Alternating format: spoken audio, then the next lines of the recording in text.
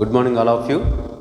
Dear students, we are glad to be in the online class from our Divisima Polytechnic College, Avanigadda.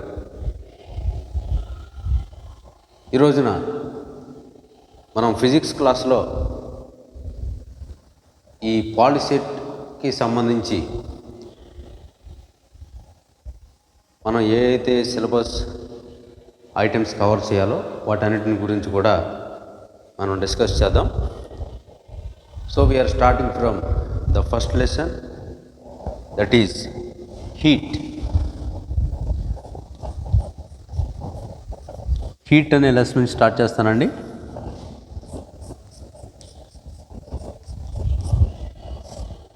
So ఇక్కడ heat అనేటువంటి ఈ lesson గురించి మనం గమనించినట్లయితే ఇందులో మనం బేసిక్గా నేర్చుకునే టర్మ్స్ కొన్ని ఉన్నాయి. వాటి గురించి ఈరోజు ఇంట్రడక్షన్ క్లాస్ లాగానే మీకు కొంత దాని యొక్క ఓవరాల్ వ్యూ ఎలా ఉంటుంది అనేది ఒకసారి చూద్దాం. ఎందుకంటే మీకు క్లాసులు కూడా సరిగా జరగలేదు. 10th క్లాస్లో కూడా మీరు సరిగా క్లాసులు ఈ కరోనా వలన అటెండ్ అవ్వకపోవటం ఇవన్నీ ప్రాబ్లమ్స్ ఉన్నాయి. కాబట్టి వీటన్నిటిని దృష్టిలో ఉంచుకుని కొంత మీకు బ్రీఫ్ అవుట్లుక్ కూడా ఇచ్చిన తర్వాత బేసిక్గా వాళ్ళు ఎటువంటి బిట్స్ అక్కడ ఇచ్చేటువంటి ఛాన్స్ ఉంది అనే విషయాల గురించి తర్వాత చూద్దాం. ఓకే, ఫస్ట్ ఆఫ్ ఆల్ ఇక్కడ మనం హీట్ అనే దాన్ని మనం గమనిస్తే, వాట్ ఈజ్ హీట్? హీట్ అంటే ఏంటి? తెలుగులో ఉష్ణం అంటారు. ఉష్ణం అంటే ఏంటి? మనకు బుక్లో ఏముంటుందంటే heat is a form of energy అంటారు. So it is a form of energy, శక్తి రూపం. ఉష్ణం అనేది ఒక శక్తి రూపం. ఓకేనా? మరి ఇదేం చేస్తుంది అంటే ఒక చోట నుంచి మరొక చోటకి ఫ్లో అవుతుంది. ఒక బాడీ నుంచి మరొక బాడీకి అది ట్రాన్స్మిట్ అవుతుంది. ఎలా అవుతుంది అంటే హీట్ ట్రాన్స్మిషన్ జరగడానికి మోడ్స్ ఉన్నాయండి. ఆ మోడ్స్ అన్నిటి గురించి మీకు ఇక్కడ లేదు, మీరు ఇక్కడ డిప్లొమాలోకి వచ్చిన తర్వాత వాటి గురించి నేర్చుకుంటారు. ట్రాన్స్మిషన్ ఆఫ్ హీట్ ఎలా జరుగుతుంది అంటే conduction. Number 1, conduction. By conduction, the process of conduction, we can transmit heat from one place to another place. Okay, suppose దీన్ని ఎలా చెప్తామంటే ఇలాగా ఒక పాత్ర ఉందనుకోండి. ఈ పాత్ర పొయ్యి మీద ఉంచినట్లయితే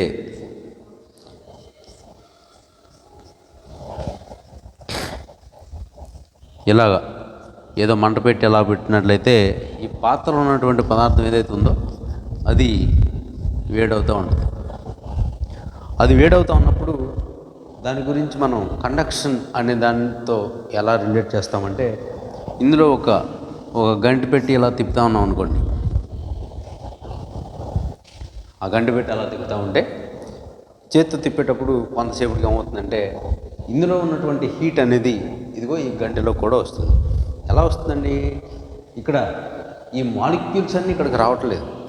మాలిక్యూల్స్ అన్నీ కూడా ఆ పదార్థం ఏదైతే ఉందో ఈ గంటిగానే ఉంటుంది. కానీ ఇందులో ఉన్నటువంటి హీట్ ఇటుగా దీని గుండా ప్రయాణించి కండక్షన్ అనేటువంటి ప్రాసెస్ ద్వారా ఇదిగో ఈ చివరికి ఇలా వస్తుంది అన్నమాట. దీన్ని ఏమంటారంటే కండక్షన్ అంటారు. ఓకే, నెక్స్ట్ వన్ కన్వెక్షన్ అంటారు. Convection. What is convection? Convection అంటే ఈసారి ఇలా గండి పెట్టి తిప్పడం గురించి చెప్పం, కానీ ఇదే పాత్రలో ఇలా వాటర్ తీసుకున్నాం అనుకోండి. వాటర్ ఏదో సంథింగ్ మనం తీసుకున్నట్లయితే దీని కింద కూడా ఇలాగే మనం చిన్నగా మంట పెడదాం.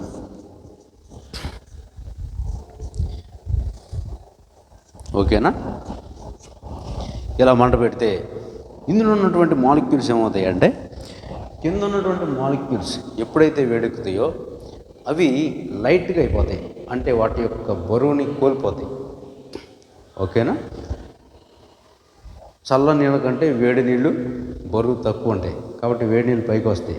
మీరు గమనించట్లేదో, హీటర్తో కనుక వాటర్ మీరు వేడి చేసుకున్నట్లయితే మీరు స్నానం చేసేటప్పుడు గమనించవచ్చు, పైన ఉన్నటువంటి నీళ్ళు ఉన్నట్టు అంత వేడిగా కింద ఉన్న నీళ్లు ఉండవు.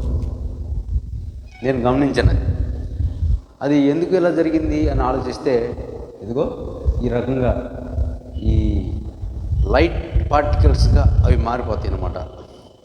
ఎప్పుడైతే వాటర్ వేడెక్కుతుందో అది లైట్ పార్టికల్గా మారిపోయి అది పైకి వచ్చేస్తుంది. ఓకేనండి. మరి ఇక్కడ ఆ పార్టికల్స్ అన్నీ కూడా పైకి కిందకి మూవ్ అవుతూ ఉంటాయి, పైకి కిందకి మూవ్ అవుతుంటాయి. అంటే కింద ఉన్న పార్టికల్ వేడవగానే అది పైకి వచ్చేస్తుంది.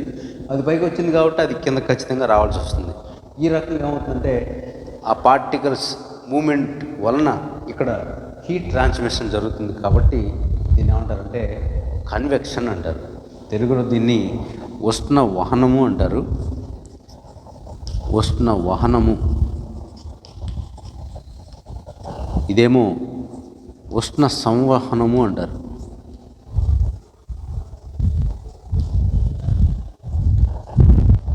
ఓకేనండి.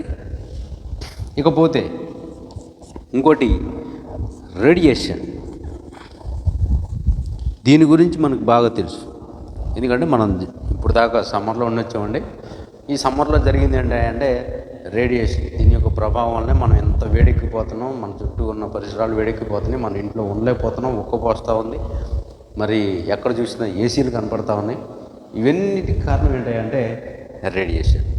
రేడియేషన్ అనే ప్రాసెస్కి డెఫినేషన్ ఎలా ఇస్తామంటే, ఇక్కడైతే యాక్చువల్ మూమెంట్ ఆఫ్ మాలిక్యూల్స్ లేదు, అంటే అణువుల యొక్క చలనం ఒక స్థానం నుంచి ఇంకో స్థానానికి చలనం లేదు, కానీ ఉష్ణం అక్కడ ట్రాన్స్మిట్ అవుతుంది. అంటే ఉష్ణం ప్రసరణ జరుగుతుంది అన్నమాట. ఉష్ణ ప్రసారం. ఓకే. ఇక్కడ ఈ కన్వెక్షన్ అయితే ఈ మాలిక్యూల్స్ మూమెంట్ ఉంది. సో ఇక్కడ ఉష్ణ ప్రసరణ ఎలా జరుగుతుంది, హీట్ ట్రాన్స్మిషన్ ఎలా జరుగుతుంది అంటే యాక్చువల్ మూమెంట్ ఆఫ్ మాలిక్యూల్స్ని బట్టి జరుగుతుంది. దీనికి కన్వెక్షన్ అంటారు. తర్వాత రేడియేషన్ అంటే అక్కడ ఏ మీడియం లేకపోయినా సరే, అంటే ఇక్కడ అనుకోండి ఈ గంట ఉన్నది, ఇది ఒక మీడియం అవుతుంది. ఇక్కడ అనుకోండి ఈ వాటర్ మాలిక్యూల్సే మీడియం అవుతాయి. మరి ఇక్కడ వచ్చేటప్పటికి మీడియం ఏమీ లేకపోయినా సరే యానకం అవసరం లేకుండా ఉష్ణం ఒక చోట నుంచి మరొక చోటకు ప్రసరించేటువంటి ఆ ప్రక్రియను ఏమంటామంటే ఉష్ణ వికిరణము అంటారు. తెలుగులో దీనికి ఉష్ణ వికిరణము అని పేరు. వికిరణము. ఓకేనండి. ఇది heat radiation, heat convection, heat conduction. మరి దీనికి ఎగ్జాంపుల్ ఎలా ఇస్తామంటే, ఇదిగో సన్ ఉంటాడు, సన్ నుంచి మనకి వచ్చేటువంటి ఆ లైట్ ఏదైతే ఉందో ఇలాగా ఇక్కడ భూమిలో ఉన్నటువంటి మనకు తెలుస్తుంది. ఓకేనండి. ఎలా తెలుస్తుంది మనకి? అంత బాగా ఎండగా ఉంది, బాగా వేడిగా ఉంది, ఎలా తెలుస్తుంది? మనకి దగ్గరికి హీట్ ట్రాన్స్మిట్ అవుతుంది. ఎలా అవుతుంది? ఇదిగో రేడియేషన్ అనేటువంటి ఈ ప్రాసెస్ ద్వారా అవుతుంది అన్నమాట. ఓకేనా? సో మరి ఈ రేడియేషన్ అక్కడెక్కడి నుంచో మన దగ్గరికి రావడానికి ఎన్నో కిలోమీటర్లు, కొన్ని వేల లక్షల కిలోమీటర్లు ఉన్నటువంటి అంత దూరం నుంచి వస్తున్న ఆ రేడియేషన్ మన దగ్గరికి వచ్చేటప్పటికి చాలా సేపు పడుతుంది. అయినా సరే మనం ఆ హీట్ని ఇక్కడ అబ్జర్వ్ చేయగలుగుతున్నాం, ఎక్స్పీరియన్స్ చేయగలుగుతున్నాం. అంటే ఇక్కడ ఈ హీట్ ఎక్కడి నుంచి ఇక్కడ ట్రాన్స్మిట్ అవ్వడానికి మధ్యలో స్పేస్ ఉంది, ఫ్రీ స్పేస్ ఉంది. కొంత మనం భూమి మీద నుంచి పైకి వెళ్తున్నట్లయితే కొంతవరకు మాత్రమే ఈ యొక్క అట్మాస్ఫియర్ అనేది ఉంటుంది. ఆ తర్వాత ఏమన్నా శూన్యం ఉంటుంది అక్కడ. So even though it is vacuum, there will be heat transmitted from one place to another place. Okay. ఉష్ణం అనేది ఒక చోట నుంచి మరొక చోటుకి ప్రసరించడం జరుగుతుంది. ఇది ఏ ప్రాసెస్ వల్ల అంటే ఇదిగో రేడియేషన్ అనేటువంటి ప్రాసెస్ వల్ల. ఓకేనా? తర్వాత ఈ హీట్ అనే దానికి ఎలా కొలుస్తాము, దీనికి ఉన్నటువంటి మెజర్మెంట్స్ ఎలా ఉంటాయి, యూనిట్స్ ఏంటి అని మనం గమనిస్తే హీట్కి CGS యూనిట్స్ ఉన్నాయండి. CGS యూనిట్స్ ఏంటి అంటే క్యాలరీస్ కెలోరీ అంటారు తెలుగులో, క్యాలరీస్ అంటాం. మనం బిస్కెట్ ప్యాకెట్ల మీద కానీ ఏదైనా తినే ఏ ఐటెం మీద అయినా సరే ఆ ప్యాక్ మీద ఉంటుంది, ఇదిగో దీనిలో ఎనర్జీ ఇన్ని కిలో క్యాలరీస్, ఇన్ని క్యాలరీస్ ఇలాగా, ఓకేనా, అదనమాట క్యాలరీ. అది ఎనర్జీ, శక్తికి ఉన్నటువంటి యూనిట్ అది, ఓకే. సిజిఎస్ యూనిట్గా క్యాలరీని చెప్తారు. అలాగే ఎంకేఎస్ యూనిట్ లేకపోతే ఎస్ఐ యూనిట్గా ఏం చెప్తారంటే జౌల్ చెప్తారండి, జౌల్, ఓకేనా. ఇదేమో CGS unit calorie, SI unit వచ్చినప్పటికి జౌల్, ఓకే. ఇది హీట్ గురించి మనం ఇక్కడ నేర్చుకునేది, రైట్. తర్వాత టెంపరేచర్ గురించి చూద్దాం. Temperature, what is temperature? Temperature దీన్ని ఉష్ణోగ్రత అంటాం తెలుగులో, ఉష్ణోగ్రత అంటాం. ఉష్ణ ఉగ్రత అన్నమాట. ఉష్ణం యొక్క ఉగ్రత ఎంత ఉంది అని తెలుసుకోవడమే ఉష్ణోగ్రత, ఓకేనా. సో టెంపరేచర్ అనే దాన్ని మనకి ఎలాగా దాన్ని డిఫైన్ చేశారంటే the degree of hotness or coldness of a body, the degree of hotness or coldness of a body is called as temperature అని చెప్పారు. ఇంకొక డెఫినేషన్ ఏమన్నారంటే the state of thermal equilibrium అనే దాన్ని ఎలా కొలుస్తాము అంటే టెంపరేచర్ అనే దాని ద్వారా కొలుస్తామని చెప్పారనమాట, ఓకే. సో ఈ టెంపరేచర్ అనే దానికి దీనికి కూడా యూనిట్స్ ఉన్నాయండి. మనం డిగ్రీ సెల్సియస్లో చెప్తాం, తర్వాత డిగ్రీ ఫారెన్హీట్లో చెప్తాం, అలాగే కెల్విన్ అనే దానిలో కూడా చెప్తాం, ఓకే. మనకి జ్వరం చెప్పాలంటే ఈ ఫారెన్హీట్లో చెప్తారు. 98.4 అనేది ఆ కామన్ నార్మల్ టెంపరేచర్ అని, బాడీ టెంపరేచర్ అని. ఇంకా ఎక్కువ వస్తే కనుక మనకి జ్వరం వచ్చిందని అనుకోవటం, ఇదంతా కూడా ఈ డిగ్రీ ఫారెన్హీట్ దీనిలో మనం చూస్తాం, ఓకేనా. ఇకపోతే డిగ్రీ సెల్సియస్, దీన్ని 0 డిగ్రీ సెల్సియస్ నుంచి మనం గమనిస్తామండి. 100 డిగ్రీస్ వరకు మనం వింటూ ఉంటాం, కానీ ఇంతకంటే ఎక్కువ కూడా ఉంది, ఓకేనా. ఇప్పుడు వాటర్ బాయిల్ అవడానికి 100 డిగ్రీ సెల్సియస్ సరిపోతుంది. అది వేరే పదార్థం అనుకోండి, అది బాయిల్ అవడానికి అంత సరిపోదు. ఇప్పుడు మీరు ఇక్కడ మనకి మెటలర్జీ బ్రాంచ్ ఉంది మన కాలేజీలో. ఆ మెటలర్జీ బ్రాంచ్ దేని గురించి చెప్తున్నాయి అంటే మెటల్స్ని ఎలాగ తయారు చేస్తారు, వాటి యొక్క మ్యానుఫ్యాక్చరింగ్ ఏంటి, రకరకాల మెటల్స్ని ఒక్కొక్క షేప్లోనికి తీసుకురావాలంటే ఎటువంటి ప్రాసెస్లు గుండా అవి నడుస్తుంది, ఇవన్నీ కూడా మనకి ఆ మెటలర్జీ బ్రాంచ్లో మీరు నేర్చుకుంటారు.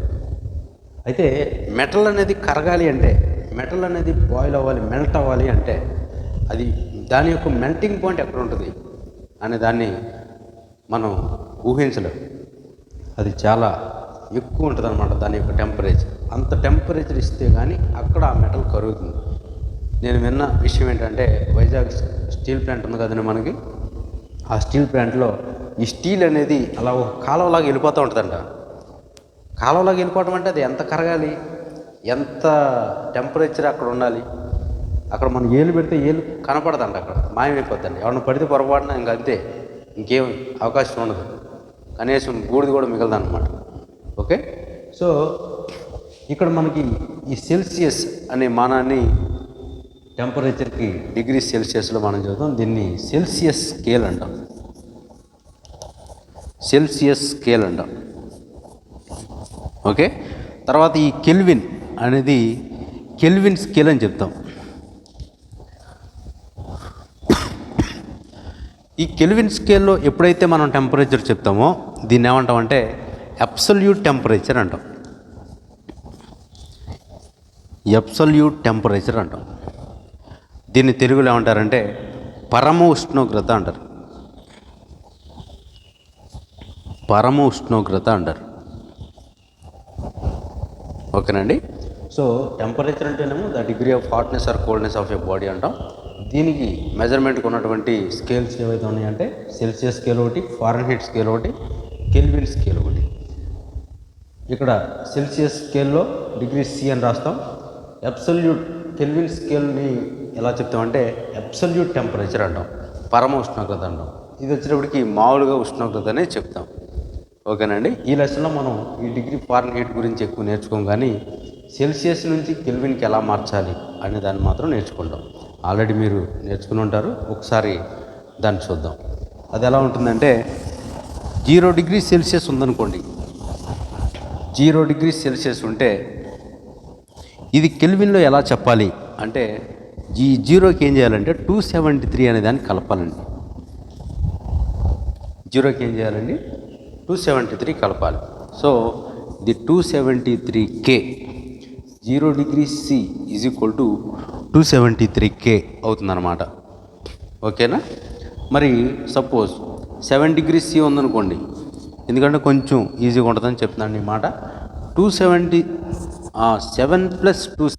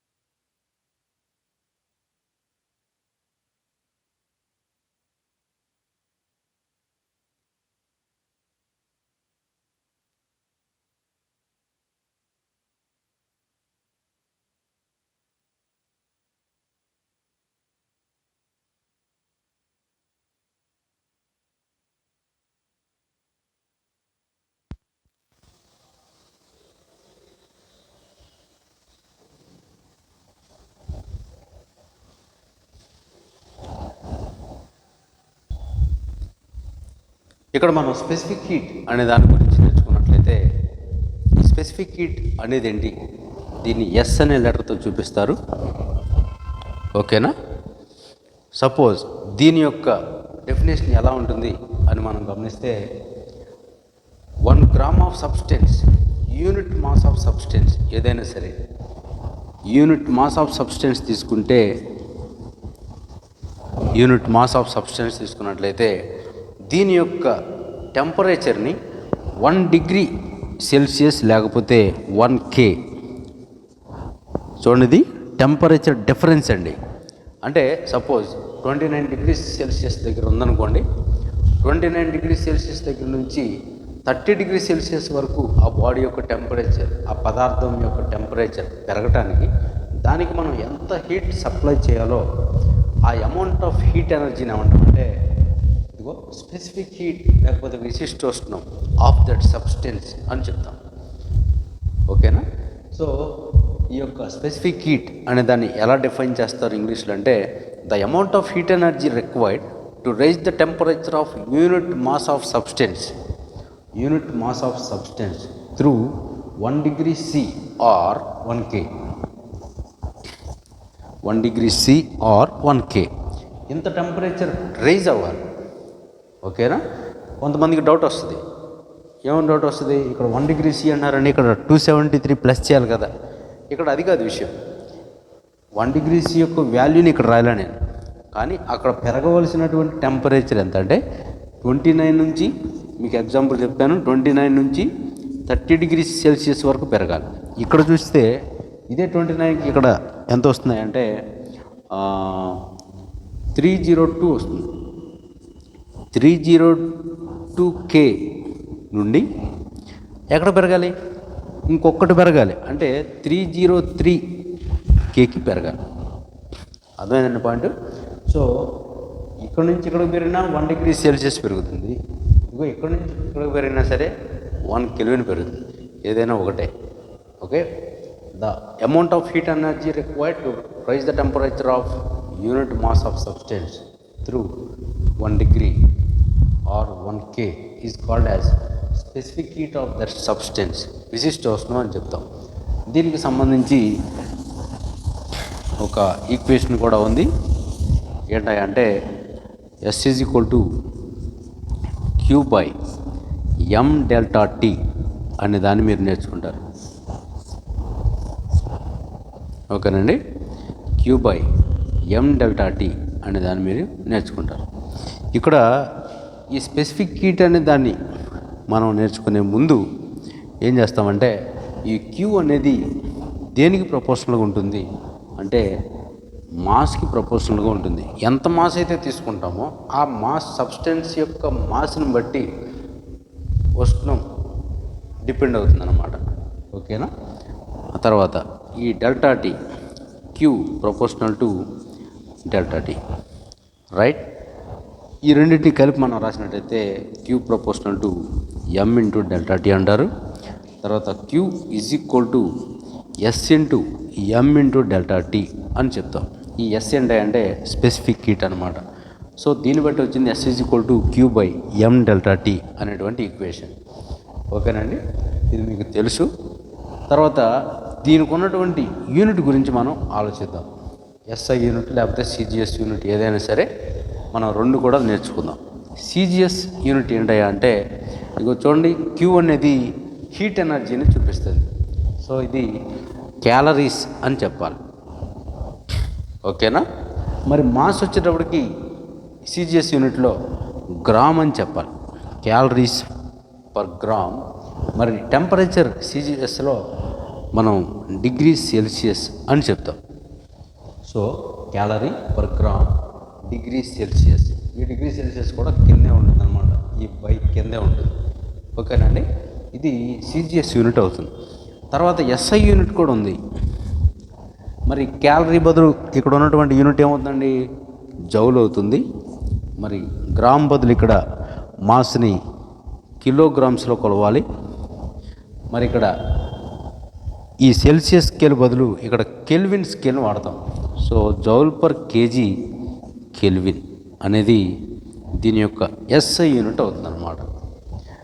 ఓకేనా? ఇది స్పెసిఫిక్ హీట్ గురించి మనం నేర్చుకునేది. ఇకపోతే లేటెంట్ హీట్ అనేది ఒకటి ఉందండి. Latent heat what is latent heat? Latent heat అంటే గుప్తోష్ణం అంటారు తెలుగులో. గుప్తోష్ణం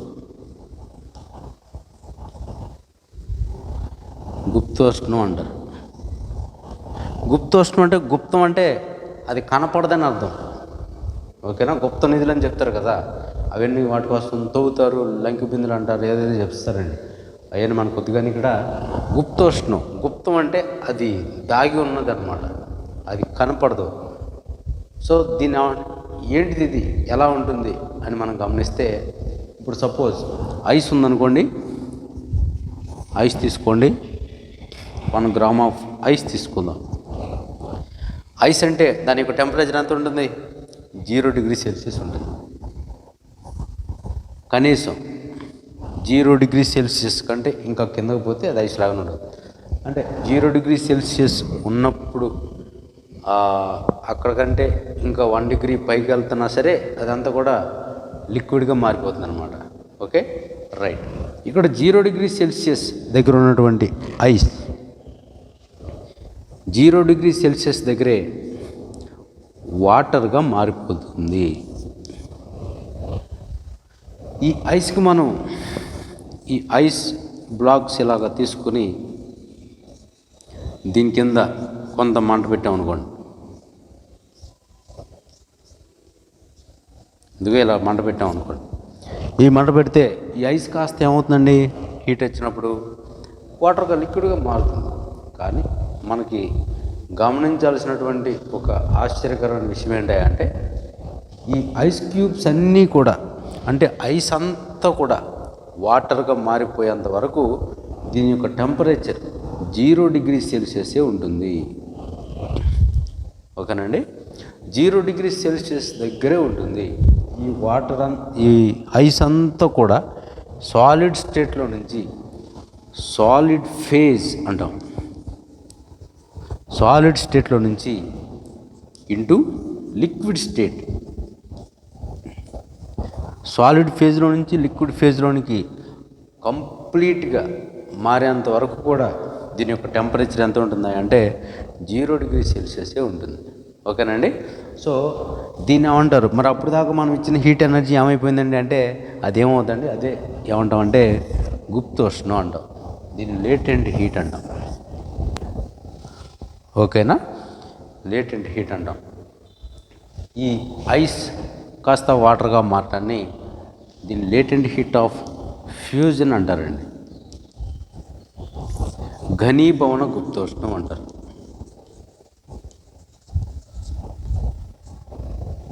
ఓకేనా, ఘనీభవన గుప్తోష్ణం అంటారు. ఇది latent heat of fusion. Latent heat of fusion of ice ఎంత ఉంటుందా అంటే 80 క్యాలరీస్ పర్ గ్రామ్ ఉంటుందన్నమాట. దీని వాల్యూ ఎంత అండి? 80 క్యాలరీస్ పర్ గ్రామ్. అంటే ఎంత హీట్ ఎనర్జీ ఖర్చు అవుతుంది అక్కడ? 1 గ్రామ్ ఐస్ కాస్త వాటర్గా మారాలి అంటే 80 క్యాలరీస్ ఖర్చు అవుతుంది అక్కడ. ఓకేనా, రైట్. ఇంకా పోతే లేటెంట్ హీట్ ఆఫ్ వ్యాపరైజేషన్ కూడా ఉంది. లేటెంట్ హీట్ ఆఫ్ వ్యాపరైజేషన్, ఈ లేటెంట్ హీటు వ్యాపరైజేషన్ దగ్గర కూడా ఉంది.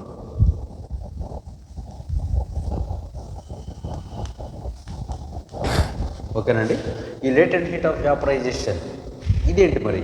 దీన్ని ఒకసారి మనం గమనించినట్లయితే 100 డిగ్రీ సెల్సియస్ దగ్గర మనం వాటర్ని తీసుకుని మామూలుగా వేడి చేస్తూ ఉన్నాం అనుకోండి. 100 డిగ్రీ సెల్సియస్ దగ్గరకు వచ్చిన తర్వాత అది కాస్త వ్యాపరైజ్ అవ్వటం స్టార్ట్ అవుతుంది. అంటే అది ఆవిరిగా మారి పైకి వెళ్ళిపోతున్నాడు, బాష్పీభవనం చెందుతుంది.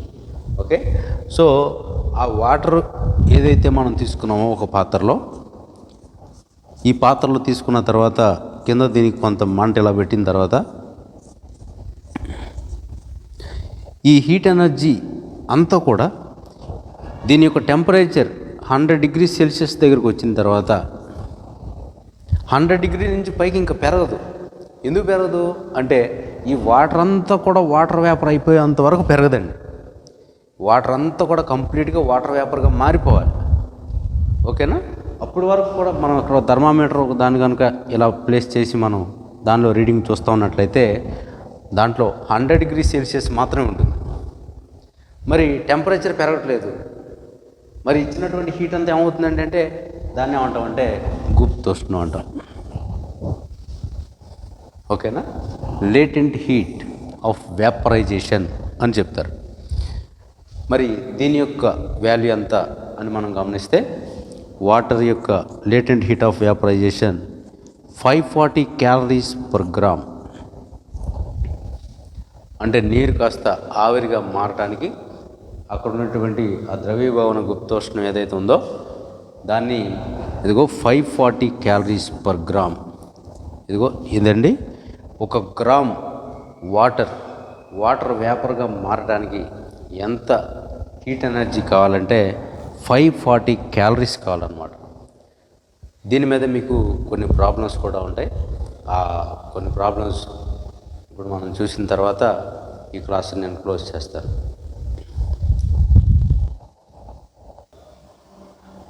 ఇక్కడ చూడండి మీరు, how much energy is transferred when 1 gram of boiling water at 100 degrees C condenses to water at 100 degrees Celsius. Okay, అంటే ఇక్కడ టెంపరేచర్ ఏం మారట్లేదు. చూడండి, ఇక్కడ టెంపరేచర్ ఏమీ మారట్లేదు. టెంపరేచర్ మారదు. ఎందుకు మారుతుంది? అక్కడ వాటర్ అంతా కూడా వాటర్ వేపర్ అయిపోయేంత వరకు అక్కడ టెంపరేచర్ మారదు. ఇప్పుడే మనం నేర్చుకున్నాం. ఓకేనండి. సో దాన్ని ఏమంటామంటే లేటెంట్ హీట్ ఆఫ్ వేపరైజేషన్ అంటాం. ఓకేనా. సో ఆ లేటెంట్ హీట్ ఆఫ్ వేపరైజేషన్ ఏదైతే ఉందో దాన్ని మనం గమనించినట్లయితే చూడండి, 1 గ్రామ్కి latent heat of vaporization 540 calories ఉంటుంది. 540 క్యాలరీస్ ఉంటుంది. ఇక్కడ చూడండి, how much energy is transferred where 1 gram of boiling water. Boiling water ఇక్కడ ఎంత తీసుకున్నారండి? 1 గ్రామ్ మాత్రమే తీసుకున్నారు. సో 1 గ్రామ్ తీసుకున్నప్పుడు 100 degrees నుంచి 100 degrees సెంటి దగ్గరే ఉంటుంది. ఎందుకని? వాటర్ అంతా కూడా వాటర్ వేపర్ అయిపోయేంత వరకు దాని యొక్క టెంపరేచర్ మారదు. ఓకే, అక్కడ ఉన్నటువంటి ఆ హీట్ ఎనర్జీని ఏమంటారంటే లేటెంట్ హీట్ ఆఫ్ వేపరైజేషన్ అంటారు. రైట్. సో ఈ 540 క్యాలరీస్ అనేదే దీనికి ఆన్సర్ అవుతుంది అనమాట. డైరెక్ట్ క్వశ్చన్ అండి ఇది. అదే సపోజ్ ఇక్కడ 10 గ్రామ్స్ ఇచ్చారనుకోండి. ఇప్పుడు 10 గ్రామ్స్ ఇచ్చారనుకో, ఇక్కడ 540 అనేది 1 గ్రామ్కి వస్తుంది. మరి ఇప్పుడు 10 గ్రామ్స్కి వచ్చేటప్పటికి 540 ఇంటూ 10 అవుతుందండి. That is equal to 5400 calories అవుతుంది. ఓకేనా. ఇక్కడ మనకి 10 గ్రామ్స్ కాబట్టి అంత అయింది. అదే 100 గ్రామ్స్ తీసుకున్నాం అనుకో, 540 ఇంటూ 100 అవుతుంది. That is equal to 54,000 calories అవుతుంది. ఓకేనా. ఇంకొక స్టెప్ మనం ముందుకేసినట్లయితే ఇక్కడ ఉన్నటువంటి how much energy is transferred when 10 grams of ice అందాం. 10 grams of ice at ice ఎక్కడ ఉంటుందండి? 0 degrees దగ్గర ఉంటుంది కదా. సో ఇక్కడ 0 వేద్దాం. 10 grams of ice at 0 degrees C is converted into condenses కాదండి, కన్వర్టెడ్ అని రాద్దాం. Converted into water at 100 degrees C. ఇక్కడ వాటర్ అని కూడొద్దు, వాటర్ వేపర్ అందాం. వాటర్ వేపర్, దీన్ని మనం స్టీమ్ అని కూడా అంటాం. స్టీమ్ అని కూడా అంటాం. ఓకేనా. తెలుగులో మీరు చూస్తే ఎంత శక్తి కావాలి దేనికి? 10 గ్రాముల ఐస్. ఓకేనా. 10 గ్రాముల ఐస్ 0 degrees Celsius దగ్గర ఉన్నటువంటి ఐస్ ఎలా మారాలి అంటే 100 degrees Celsius దగ్గర నీటి ఆవిరిగా మారటానికి ఎంత శక్తి కావాలి అనే దాన్ని ఇక్కడ మనం ఒకసారి గమనిద్దాం. ఒకసారి చూడండి, ఐస్ కాస్త వాటర్గా మారటానికి ice to water 0 degrees Celsius దగ్గర ఇక్కడ కూడా ఉంటుంది, ఇక్కడ కూడా 0 degrees Celsius దగ్గరే ఉంటుంది. ఓకే. మరి ఇక్కడ 0 degrees Celsius దగ్గర ఐస్ కాస్త 0 degrees Celsius దగ్గర వాటర్గా మారాలి అంటే 1 గ్రామ్కి 80 క్యాలరీస్ అని మనకు తెలుసు. సో 80 క్యాలరీస్ పర్ గ్రామ్, ఇది మనకు తెలుసండి. ఇక్కడ మరి ఎన్ని గ్రాములు తీసుకున్నారు? 10 గ్రాములు తీసుకున్నారు. సో 10 ఇంటూ 80 అవుతుంది, that is equal to 800 calories అవుతుంది. ఇది ఐస్ కాస్త వాటర్గా మారింది ఎక్కడ?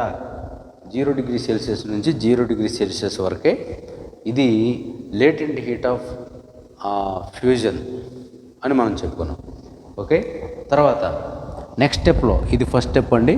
ఇదిగో నెక్స్ట్ స్టెప్లో వచ్చేటప్పటికి ఏమవుతుంది? ఈ వాటర్ అట్ 0 డిగ్రీ సెల్సియస్, ఇది కాస్త water at 100 degree Celsius, water at 100 degree Celsius. మరి దీని సంగతి ఏంటి? ఒకసారి మనం దీన్ని కూడా గమనించినట్లయితే, ఇక చూడండి 0 డిగ్రీస్ నుంచి 100 డిగ్రీస్కి పెరిగింది ఇక్కడ. అంటే మధ్యలో వచ్చినటువంటి టెంపరేచర్ డిఫరెన్స్ ఎంతండి? 100 డిగ్రీస్. ఓకే, మనం ఈ యొక్క లేటెంట్ హీట్ ఆఫ్ వేపరైజేషన్ లేకపోతే వీటి గురించి మనం నేర్చుకునేటప్పుడు L is equal to Q/M అనేటువంటి ఫార్ములా, ఇది మీకు తెలిసింది. Latent heat is equal to amount of heat energy given per mass of that substance. దీన్ని బట్టి ఈ యొక్క లేటెంట్ హీట్ ఉంటుందని ఎలా మనం నేర్చుకుంటాం. ఓకేనా? So Q/M is equal to L. దీన్ని బట్టి మనం ఈ యొక్క హీట్ ఎనర్జీని ఇప్పుడు క్యాలిక్యులేట్ చేయాలి. ఓకేనండి. మరి ఇక్కడ లేటెంట్ హీట్ అనేది ఇక్కడ ఏమి లేదు, లేటెంట్ హీట్ అనేది ఏం లేదు, స్పెసిఫిక్ హీట్ ఇక్కడ తీసుకుంటాం. So Q is equal to మనకు తెలుసు కదా, Q is equal to MS delta T అనేది మనం తీసుకున్నట్లయితే, MS డెల్టా Tలో M అనేదేమో మాస్ ఆఫ్ సబ్స్టెన్స్. ఎంత మాస్ తీసుకున్నాం? ఇక్కడ 10 గ్రామ్స్ తీసుకున్నాం. ఇక్కడ S వచ్చేటప్పటికి specific heat of that substance. What is specific heat of water అంటే 1 calorie per gram degree Celsius కదండి. సో ఇది దీని వాల్యూ ఎంత అంటే 1 అనమాట. మరి టెంపరేచర్ ఎంత వచ్చింది డిఫరెన్స్? ఇక్కడ 0 to 100 వచ్చింది. సో ఇది 100 అండి. 10 into 100 that is equal to 1000, that is 1000 calories వచ్చింది ఇక్కడ. అర్థమైందండి పాయింట్ మీకు? ఇకపోతే ఇక్కడ ఏమంటున్నాడు? వాటర్ వేపర్గా కన్వర్ట్ అయింది అంటాడు. ఇది సెకండ్ స్టేజ్ అండి. ఇప్పుడు థర్డ్ స్టేజ్ చూసినట్టయితే వాటర్ ఎట్ 100 డిగ్రీ సెల్సియస్, ఇది కాస్త వాటర్ వేపర్ లేకపోతే స్టీమ్ ఎట్ 100 డిగ్రీ సెల్సియస్, ఇది జరగాలి. ఇది జరిగినప్పుడు ఇక్కడ ఏమవుతుంది అని మనం గమనిస్తే, ఇక్కడ 10 గ్రాముల వాటర్ తీసుకున్నామండి. టెంపరేచర్ మారలేదు, కానీ ఇక్కడ వాటర్ అంతా కూడా వాటర్ వేపర్గా మారిపోయింది. అంటే దాన్ని ఏమంటారు? లేటెంట్ హీట్ ఆఫ్ వేపరైజేషన్ అంటారు. So latent heat of vaporisation of water ఎంతండి? మనకు తెలుసు 540 calories per gram. Okay, so 10 into 540 that is equal to 5400 calories. ఓకేనా? ఇక్కడ 3 స్టేజ్లో జరిగింది ఇదంతా కూడా, ఒక స్టేజ్ కాదు. ఐస్ కాస్త వాటర్గా మారింది, ఒక స్టెప్. నెక్స్ట్ వాటర్ కాస్త బాయిల్ అయింది, నెక్స్ట్ స్టెప్. నెక్స్ట్ థర్డ్ స్టెప్లో వాటర్ బాయిల్ అయినటువంటి వాటర్ వేపర్గా మారింది. ఓకేనండి. ఈ మూడింటిని కలిపినప్పుడు మాత్రమే మనం ఏం చెప్తామంటే ఈ యొక్క amount of heat energy transferred ఎంత అనేది మనం చెప్తాం అన్నమాట. సో ఈ మూడు మనం యాడ్ చేద్దాం. చూడండి, ఇక్కడ 800 ప్లస్ 1000 ప్లస్ 5400 మొత్తం యాడ్ చేసినట్లయితే మనకి 1800, 1854 అంటే 7200 అండి. 7200 క్యాలరీస్. ఎంత అమౌంట్ ఆఫ్ హీట్ ఎనర్జీ అనేది ట్రాన్స్ఫర్ అవ్వడం జరిగిందనమాట. Okay, right. ఈ రకంగా మనకి ఇందులో ప్రాబ్లమ్స్ ఉంటాయి. వీటిని గురించి ఇంకా నెక్స్ట్ క్లాస్లో మిగిలిన టాపిక్స్ గురించి కూడా చూద్దాం. వీటిలో ఇంకా ఇన్డెప్త్ ఎలా ఉంటుందనేది కూడా మనం నెక్స్ట్ క్లాస్లో చూద్దాం. ఈరోజు ఈ క్లాస్లో మిమ్మల్ని ఇలాగ కలుసుకోవటం మాకెంతో సంతోషం. Thank you.